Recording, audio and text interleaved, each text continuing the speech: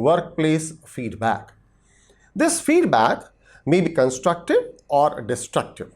What may be termed as constructive feedback or what may be termed as destructive feedback is, say, common understanding. We understand this distinction between the two. If you feel motivated, if you feel like contributing more, then I'll say that this is constructive feedback. If you feel not working on the project, dejected or humiliated, then this is destructive feedback. Let's understand how can we give constructive feedback to fellow members while working together. So the first is, think through your suggested changes carefully. Whatever you want to share with others, don't be very fast or quick to give such kind of suggestions. Think, what are you going to say? How this is going to improve the output and what other person will be able to think about it. 2, discuss improvements rather than flaws. Pinpointing, highlighting the negative aspects of the project or the report or the work done by others is very common. How can you suggest the improvement is really important thing. So, discuss improvements rather than flaws. 3rd, highlight any limitation your feedback may have. I'll say that first of all, even before suggesting the improvement or opening your mouth, share limitations.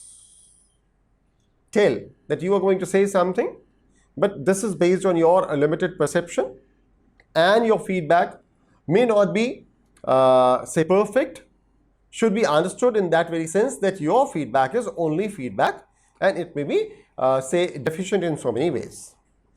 And then finally, sorry, not finally, but 4th point, focus on controllable behavior. Everybody is having few aspects which can be controlled and few aspects which can't be controlled. This you have learned in your group, in your family. You know that your family member, maybe brother or sister, will compromise on a particular aspect or will not compromise on a particular aspect. Who will agree to a particular aspect? A particular aspect is negotiable for that person or not. So if you know that a particular aspect is not negotiable for that person, then it is not controllable behavior. Don't give feedback on that.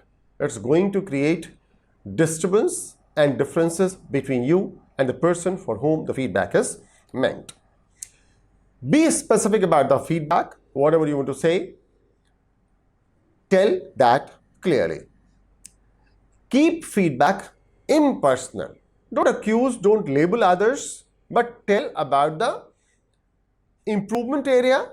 Talk about the improvement area, not about the person.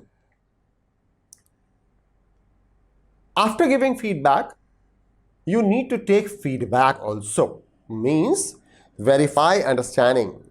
I said this, I meant this, this is the purpose. Are you in a position to communicate the same thing in the same fashion to the other person?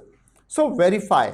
Seek feedback from the other person on your feedback. So this is something like verify understanding.